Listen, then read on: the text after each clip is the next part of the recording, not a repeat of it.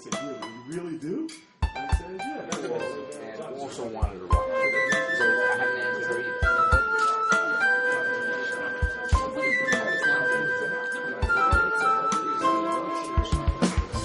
In 1989, I saw the need to welcome the newly arriving immigrants from the former Soviet Union. So to that end, I learned Russian and began knocking on the doors in the Milton neighborhood. That's where most of them were living. Very soon, Jewish Family Services asked me to join their acculturation process. They wanted me to introduce the newly arrived families to the Jewish component in their immigration. Now, this is a remarkable siyata d'shmaya, because it gave me exposure to the then 3,500 mishpachas that came to Baltimore between 1989 and 1999. So during that entire duration, I was with Jewish Family Services. They had an arrangement that they wanted at least one member of every family should be at the various intakes. And one of the intakes was, "Welcome to the Jewish Baltimore." So truly a hashkacha.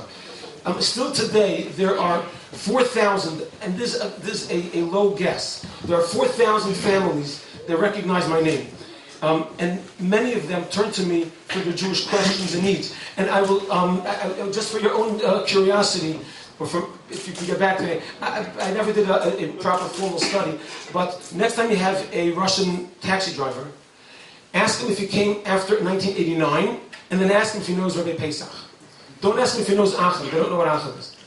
Now, since 1989, I developed close relationships with over 200 families. Of these, 50 of them are Torah observant, totally Shomer Shabbos. The smaller group makes up the small Kehilas Achim. And the balance of the 150 mishpachas are all families that are growing in their Yiddishkeit, different levels. And there are constantly more and more people who want to learn more from this group of 200.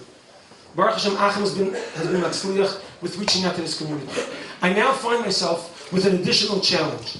In the early 90s, I ran a group for teens, at which Dennis Mirsky, we'll meet him soon in the video, participated regularly, but never showed any movement in the direction of Torah observance. I asked Dennis if he felt he gained anything from these groups. I should say, till recently. So before this most recent movement, this goes back for 19 years, I asked him, did he see any, did these groups make any difference to him? So he told me that he wanted the same question also, and he took note that of all his friends, those that went to the groups married Yidden, those that didn't married Goyim. It was as stark as that.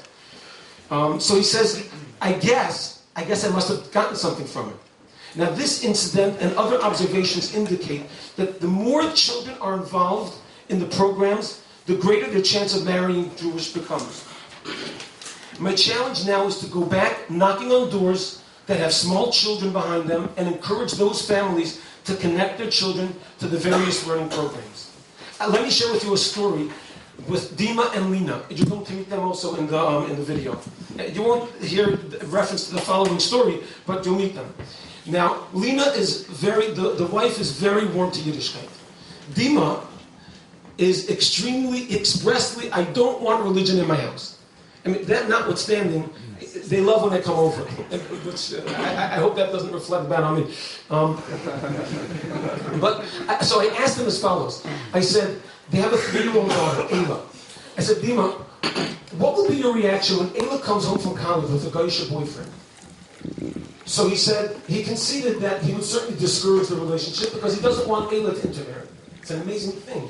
He doesn't want any religion in his home, but he wants Ayla to marry Jewish. So I told him, when Ayla's going to come home, she's going to be extremely hurt that her parents never made any decisions in the family based on the fact that they're Jewish. Why should she dispose of her friend because of this factor? Dima conceded that her point would be valid, so he said, so what should I do? In other words, ask the rabbi. I don't want any religion in my house, but I don't want my daughter. So I made the following suggestion. I said, make sure that Lina benches lift between plag, on my newsletter I post the plag and the earliest time to light and the latest time. I said, make sure that Lina lights between these times If you miss the time, forget it. Don't bench lech. You could light, if whoever's home with Ayla could light, if it's your mother or your mother-in-law, light candles. Make it a point that it has to be done. And that way Ayla's going to grow up seeing that there's a priority in her family. And from there she'll be able, that'll be a frame of reference from which she can draw strength to appreciate that she's a Jew. Now, the truth is, as she grows older, Alina herself told me this, that sooner or later there's going to be they're going to have to deal with the Shalom Bayis issue, because she really is very warm to Yiddishkeit, and Dima doesn't want any religion in the house. But the first thing is, do something, and they were masking, and they're already benching left for already 3 months. I call them from time to time, wishing them a good Shabbos, and they're still doing it. The point is that they're really open. I mean, there are people who are, against Yiddishkeit, but they want their children to. So because of this, because this population knows me and trusts me, my knock on their door will be answered. If I call anyone, but my call to them will be, I shouldn't say this, but I'm going to say it because it's true. So part of Anivus is Erlachkai. They'll be honored to get a phone call from me and have an opportunity for me to meet with them. Now, they may agree, they may not agree. They may say, I don't mind if my child becomes a Kohen. No, so I was I couldn't talk, but there will be many who will. Be'ezus Hashem, we won't lose this population.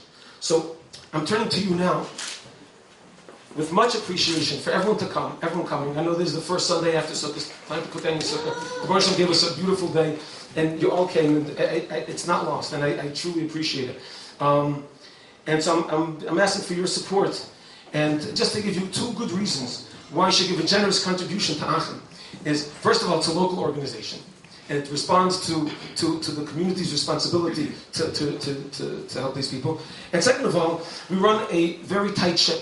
So if I get my druthers and raising the additional $40,000 in expanding my Sunday program for the children, so we're still under $200,000. I was told that you shouldn't make such a small number, but again, the Erlachkeit wins out.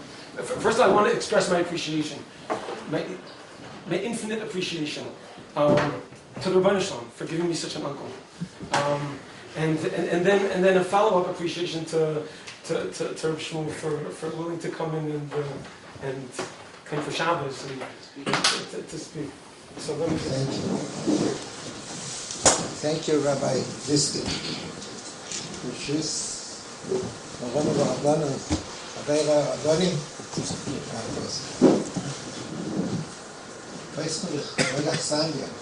First, we have to speak about Achsanya.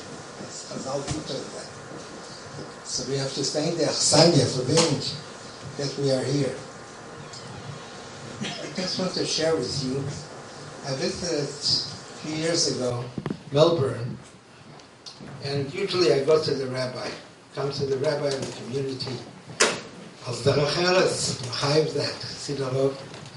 So I came to the Rav, and they have to tell him over something. At that time, it was very massive, it was very grave in Eretz Yisrael with Karbonas. So I told them, what can we do for Eretz Yisrael?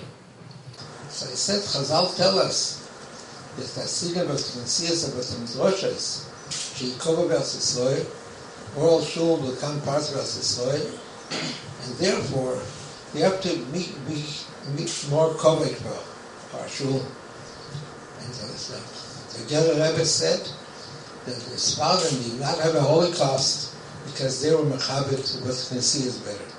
That's what they say over from Friedrich Geller Rebbe. It's something to think about. So I said that's what we can do. Since this is part of us Yisrael, we should mechabit in Mekaymes. So the Rav told me that Yitzchak Badikir says that not only because Knesias but the Midrashos will go to Yisrael. Even the private homes that they do Chasadim in their houses will surely go to Yisrael. But the Knesias of the Midrashos just came to visit. This is where you live in. So if you know in your Mekaymes, your own place of living, you're covered. Cheres, Achim, you let people come from outside, will surely go to Yisrael. I was astonished. I never heard such a thing. And I said it paid to go to Australia to hear such a thing. really paid to go. So I wish the Achsanya here that it's a house fitting to go to Israel. So Mitzvah Hashem should be zeicher in this house from go to Israel. There's so many chasadim here. So that's the place of the Choy Achsanya. There is no shiurim. How much you could do mekarav, how much you bring. Russia actually produced many goyim, for the whole world. Produced rabbeim, rabbonim, tzaddikim, kedoshim, toirim. Russia produced that. And unfortunately they had 70 years of torture, 70 years of golus. But Baruch Hashem, whatever we can bring back, has no shield at all. It has no, whatever we can do for people that were so enslaved for so many years and want to come back, willing to come back. So whatever we can do is mamish hatzolos nefoshes. See, mamish miboyot tachtis.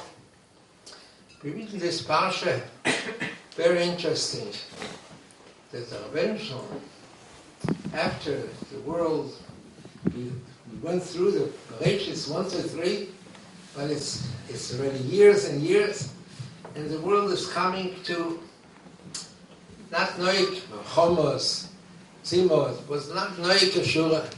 And the Rebbeinu Shalom says, V'ani the Rebbeinu Shalom says, perhaps, Rasha learns that perhaps the Malachim that didn't want to create human beings, maybe they were right. So many chatoim and so many, what happens? And the Rebbeinu Shalom said, we created, when he asked, it says, Azal the Rebbeinu Shalom teaches us that you're supposed to be misyayis with somebody. So it would be not right, Rebbeinu Shalom created, Rebbeinu Shalom does everything. So it was misyayis with Malachim, but 1, 2, 3, Rebbeinu Shalom is created already. So now, after the Chum, after the before the Mabul, Rebbeinu Shalom said that. Perhaps the Malachim that said, do not create a human being because they don't know what he will do with the world. And perhaps they were right. That's what Rebbeinu Shalom said. So the Ramban asked him, Rasha, well, after all, after the Mabul, the Edom still exists. So what is the Rebbeinu Shalom had what he said before? That's what the Ramban asked him, Rasha. So perhaps I think Pshat in Rashi is the world was created for human beings, and the Rebbeinu Shalom saw that human beings, Chas v'Sholom, make chol the whole world. Person has such a koyach. After the Mabul, they did not have that koyach anymore. Whatever they'll do, they will not affect the creation of the world. That's why the Rebbeinu Shalom says that from now on, I will not give it over to a human being that will be able to destroy the world. And it seems the Rebbeinu Shalom, even with Chatoim, will not be able to destroy the world. It's true, there is a world, and Chas v'Sholem, there are Chatoim in the world, but to destroy the world, they will not be able to destroy. And I think that this is what we are mechuyev to do.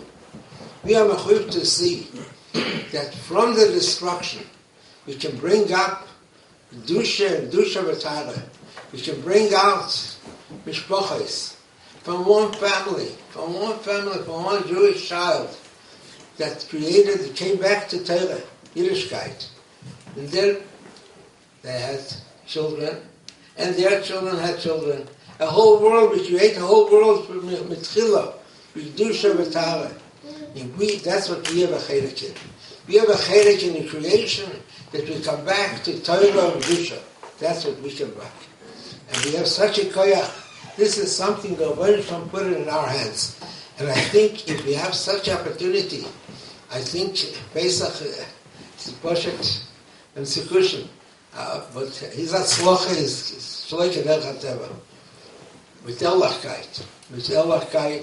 If everybody knows Pesach, Elzeir and Elacher.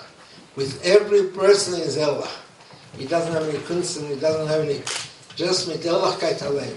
And I think that is the thing to bring people closer to you, if you are Ehrlich.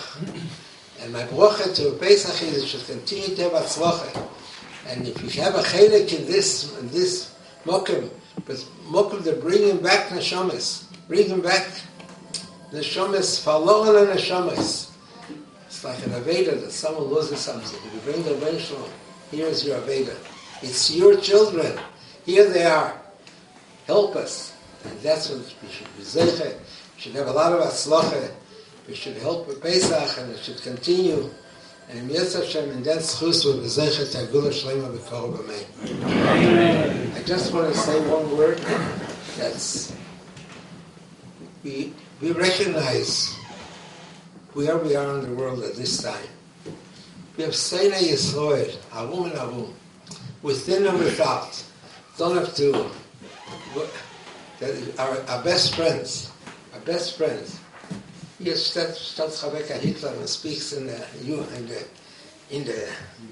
Congress of the world, and America does not have the decency to go out, to step out. It's probably orders from the chief. Otherwise it would be. Only Canada is the one that worked out. Canada is the only nation that's worked out.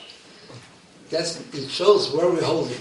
So therefore, we ask Rabbeinu Shalom Rachman, Rabbeinu Shalom should send Mashiach Tzidkenu B'Kolei, because we're falling. The Ashkoy Mibachus is so bad in all circles, in the best circles. You just can't imagine how bad it is. People cannot imagine how bad it is. But I do know, because people bring to me everything in the world. So we ask Rabbeinu Shalom, we should be zeicha. This is something to be zeichet to Agula Shlema B'Kol B'Mei. I asked Rabbi Berger if he could say a few words, and he promised he wouldn't speak too long. So.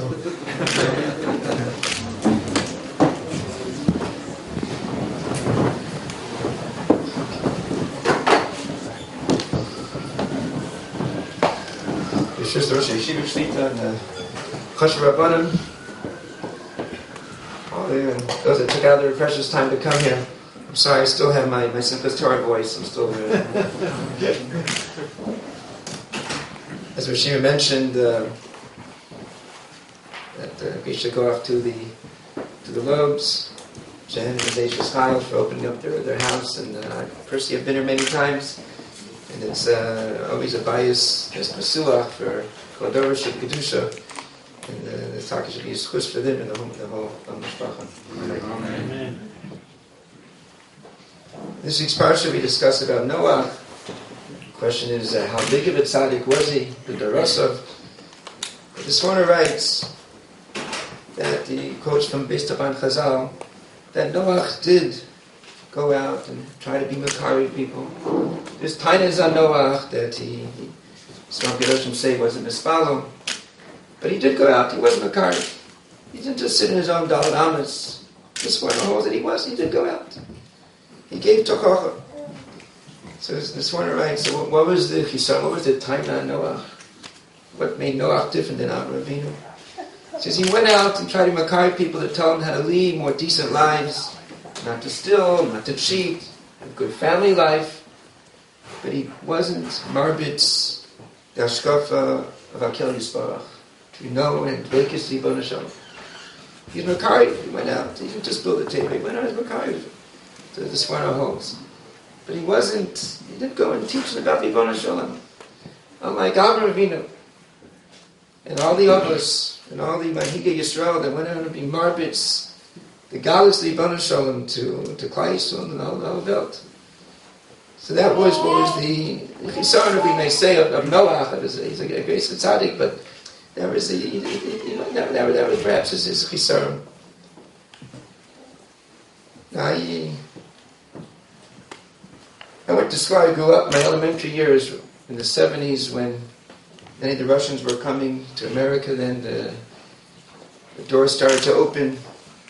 There was something on everyone's minds. In front of every shul there were signs about Russian Jewry.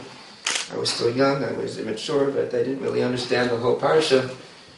There's a lot of issues in the politics and Nagia to how to get the Russians to come to America. Many hafganot and everything that were done. The schools, I remember in Kansas City, the schools opened up the doors, free tuition. I remember the teachers telling us, there's going to be new children in the class, be nice to them, and I befriended some Russians, and everyone tried to makar them and make them part of the community. There were Russians in the shul. And I still remember, I see a piano here in the corner. My piano teacher was a Russian. My parents decided to try to be Mefarnis, a Russian, to try to help them in their parnasa. I'm a little rusty now, so I don't want to... But it was on our minds. Later on, like 20 years ago, and probably one of the biggest nisimli flows, certainly of the part of the century, the fall of communism, the fall of the Russian Empire, which really you can't imagine the nace that it was, kimat benigla. And so it became a different parsha. Baruch Hashem, it was certainly easier for our Russians to come to here and here to show. And I think maybe I have to speak for myself. Suddenly we start to think that, the Russians are, like Stam Kirov, there's plenty of Americans and college students and campuses, there's plenty of Q that has to be done in America, and there are those that Baruch Hashem being osik in it. And it's also on our minds, but okay, the Russians now they're Americans, now they're part of the regular, sugya of Kyiv in America. But I think we still have to, I think it's a mistake, and again we have to mechazik the Stam Kyiv and everything in America. I'm not coming to belittle that, but I think the Russians are still their own sugya. And they probably more of a tinik shenishba than Americans. I think they still, although they were living in a Medina Shomema literally for so many years, they still have those certain nitzotzos and certain neshama tahara in them, and we have to chop them before they nebachar nivla and assimilated into the regular American society. And then it becomes much harder to be makar of them. We have to go and take advantage of them now, before they become part of the American society. And the kiyyur would be much easier, much easier to do if we're able to do it to chapa right now. Remember when I was in Eretz Yisrael, there was a dayan who was involved in all the shilos, Ibn Ezra shilos about what to do about the Russians coming to Eretz Yisrael, and who's a yid, who's not a yid, what to rely on, what to trust. They were in touch with the Gedol and the Yoshim Zatzal and others about it. So he mentioned that, he gave a whole shir, a halacha shir. And at the end he said, one of the biggest nisim is that the Russian Empire fell now. If it would have been another few years, there would have been no way of being mavayir anything. Right now there's still those that remember the grandmother lighting candles, the Shabbos licht, and there's still some shaykhs and nitzoses of Yiddishkeit, even in the grandchildren, that were able to at least determine something to work with at least. He said, it was in Kodesh Baruch Hu, Ba'ashkacha made it that it fell right there. In another few years, so it would have been impossible. So we have to take advantage now. We cannot wait. Being any type of kiryv, and certainly the kiryv in this particular sugya, the makar of Russians takes an umnus, takes a certain chachma how to do it. And the Rav Pesach, as V'siyata D'Shmaya, being a Talmud Chacham, about Seichel, he's able to know exactly how to understand the Russians, how to makar them, and how to really stop them from right now, before they go off, and to stop them from assimilating. And every little bit counts. I remember my father was a rav in Kansas City for many years, and so the last week I was in yeshiva, but I was told the last week before they were packing up and everything to go to Eretz Yisrael. And two non-from people came to. Excuse me if you get emotional about this. They knocked on my parents' door, and they said that we just want to tell you something. They came to 2 different days independently.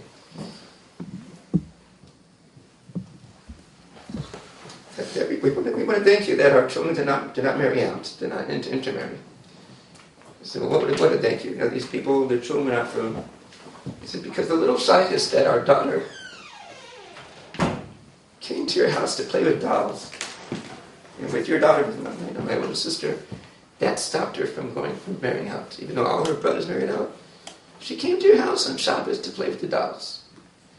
Another boy came, and Marie taught me chess. He came on Shabbos, he went and taught me in the afternoon how to play chess. He said, that little shaykhis stopped him from marrying out. And we want to thank you for that. So we have to realize that, and certainly Pesach has the ability to mamish be makar them and expose them to Torah and to the Keli Yisbarach as his father writes. And not just living nice lives, but mamish Yiddish lives, Torah lives. There's a Chassam Sofer. There's a Dhamma to his chuvas that contrasts to Avram Avinu and Chanoch. Chanoch was Leila, his mamish had such a tekes Ribbono Shalom. But he's in his own Da'at Amis. And the Chassam Sofer says, which might be a little shocking, he says, Avram Avinu was really not on that madrig. He didn't have such tekes Ribbono Shalom as Chanoch was able to reach. It was like a Malach of the King Chanoch came out.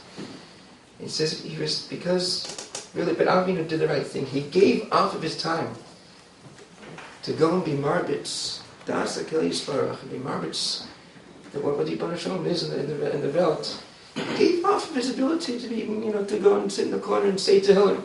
He went and gave off of his precious time to do that. And that was being domed to Ribbono Shalom. Ribbono Shalom wants us to give over, and Avinu went and did that, even on the expense of losing out. And it's hard to say losing out on perhaps higher madrigas of dvekus to Ribbono Shalom.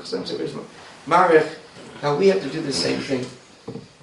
I remember as a baruch in yeshiva, the Pesach was from the Chashav Yingle Light, from Lamdanim. We overlapped a little. I learned in the Eruvin Chabura once, and when he was there, just sing him and get involved in the sugyas, and he still continues to come and learn yeshiva, and he could go and learn and give shirim if he wanted to, but he took off of his precious time, hit his own mishpacha, to go and give over, to try to be marbitz like Avram Avinu, what a Kadosh Baruch Hu is to Klal Yisrael, these precious neshamas, and he does it in a way, as the Shiva mentioned, with an ehrlichkeit and very frum.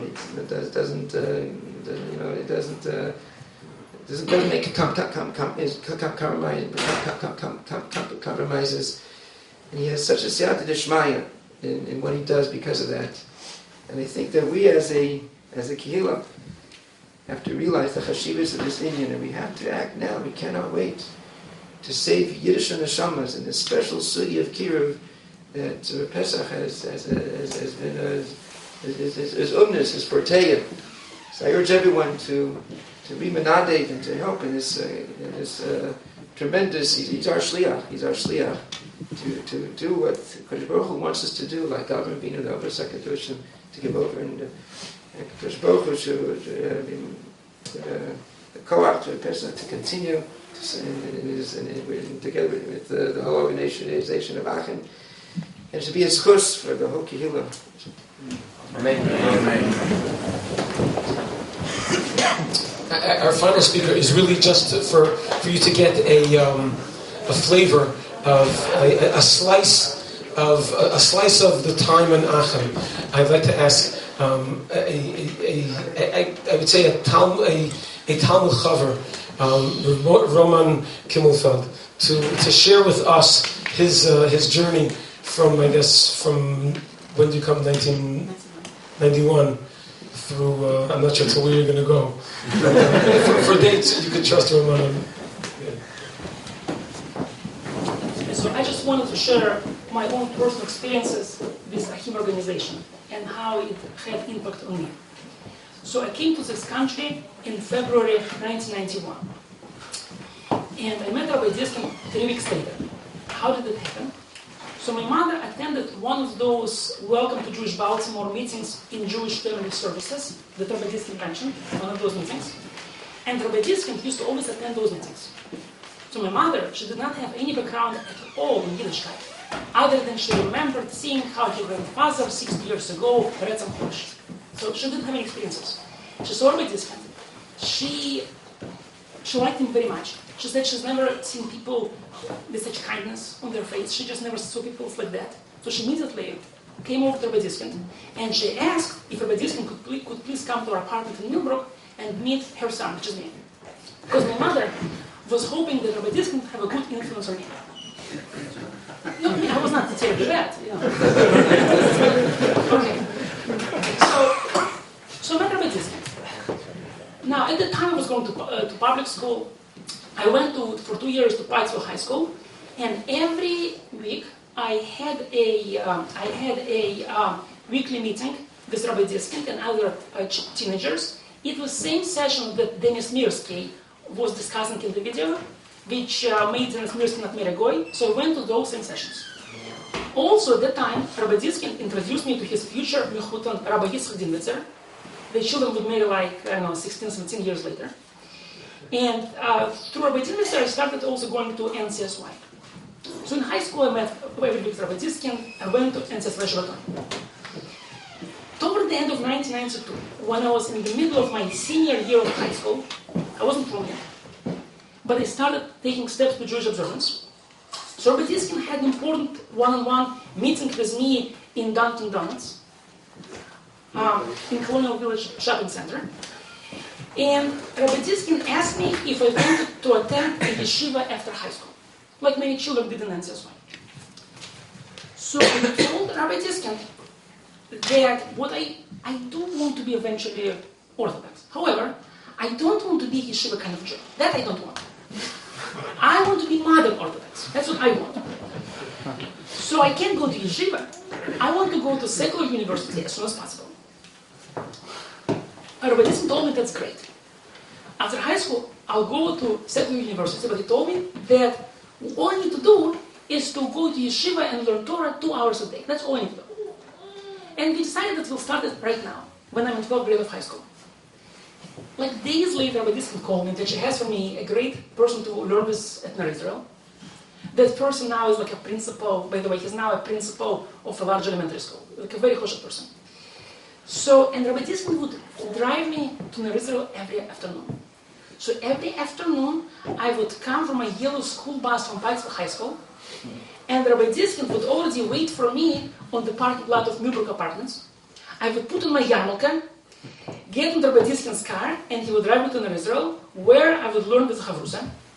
And on the way there, Rabbi Diskin would speak to me about Halacha and about Hashkafa. So it's unbelievable. I had one-on-one sessions with the rabbi like twice a day in my senior year of high school. Now, okay. So again, those conversations were very significant for me. And then, I'm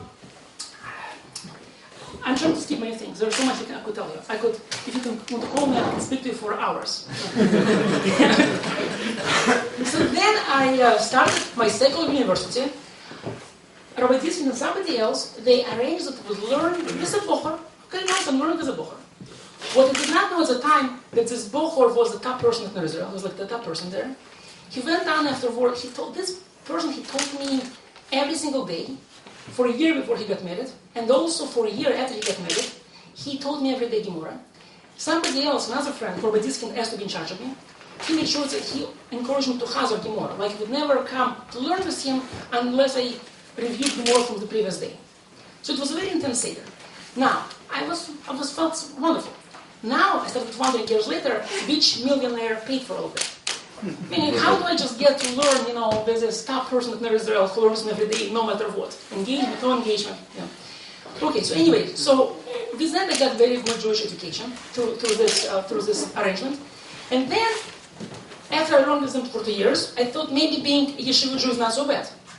So then, for a year, I attended Ner Israel full time. So they told me, those chavrusas that I was able to go to regular base medrash shir.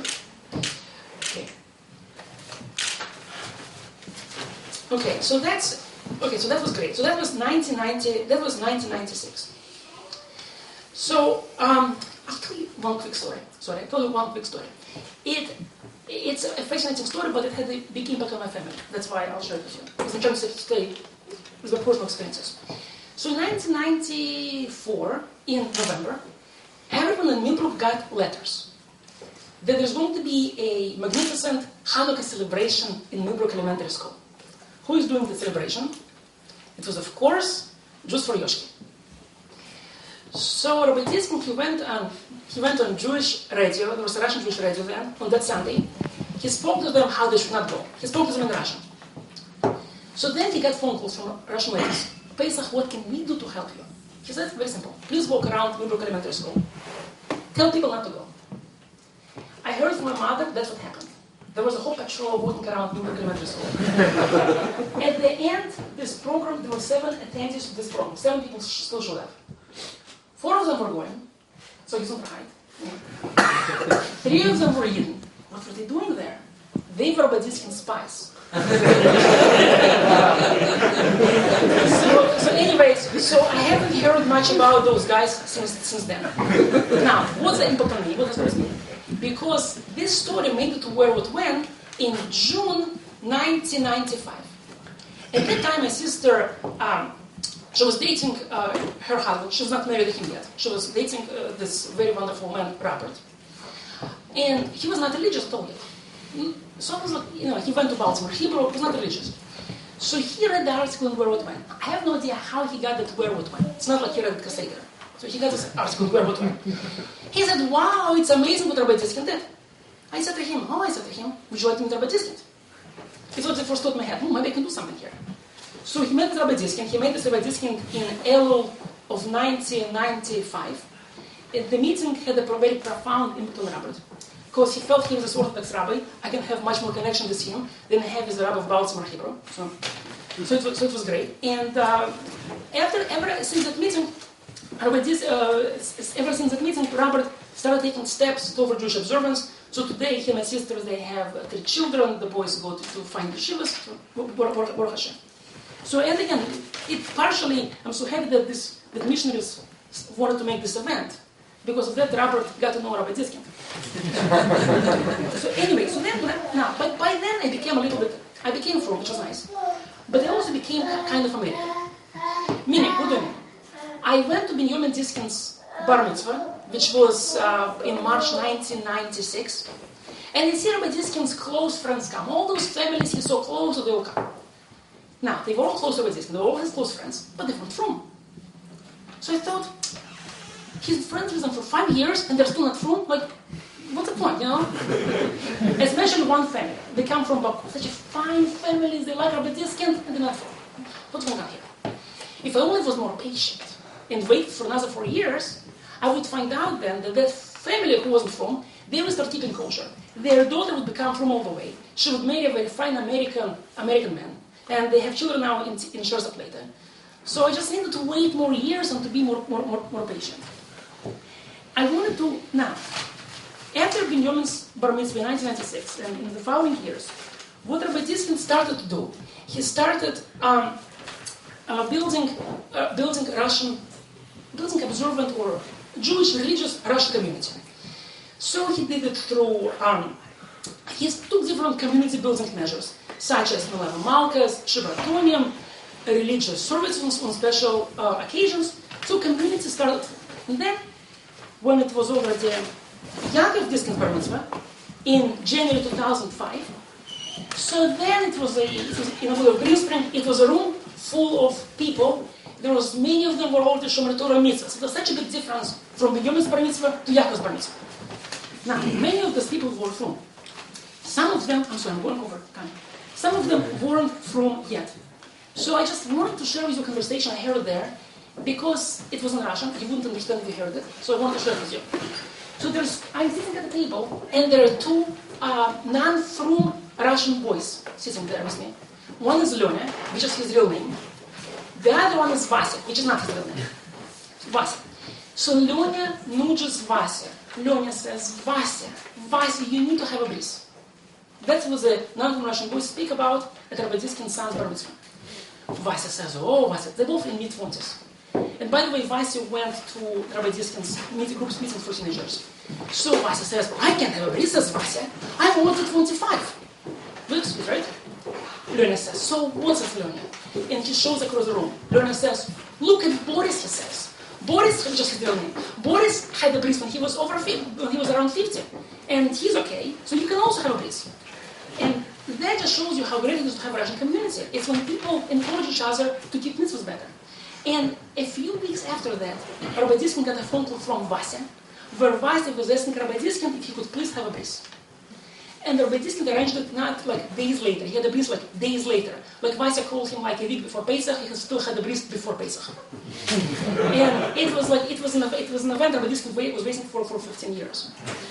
So okay, and now so Vasya and his wife now they send children to Rabbi Diskin's Hebrew school, and not only do they do that, but also Vasya and his wife they have a cousin who is very from Yiddishkeit. So Vasya and his wife, Vasya is the guy who had the bris, they encouraged their cousin to send children to Rabbi Diskin to school, and also to give a bris to their baby who was born. So anyway, so we see how great it is to have this from Russian, or to have a Jewish Russian community. Just to say one thing, I'm closing the conversation. Any Russian Jew who becomes a little observant, who gets connected to Yiddishkeit, immediately finds himself as a part of this very warm, very cohesive, very friendly Russian community. Which is organized and made by Rabbi Diskin. For example, even Americans feel this enormous warmth of it. Like my wife is American, she loves being in the Russian community. She feels bad for those Americans who are not part of Rabbi Diskin's Russian community. So, what's what is, and there are many, again, if you want to know more details, please call me, we can go for many more hours. All I want to say is that certainly Rabbi Diskin does missing gloom. There are things which happen which I could never have believed could possibly happen. And I just hope that Rabbi Diskin will continue performing this missing gloom, and I hope that with this Hebrew school expansion, I hope that those missing will increase by a factor of 10 or 20 times. That's what I hope. Thank you very much.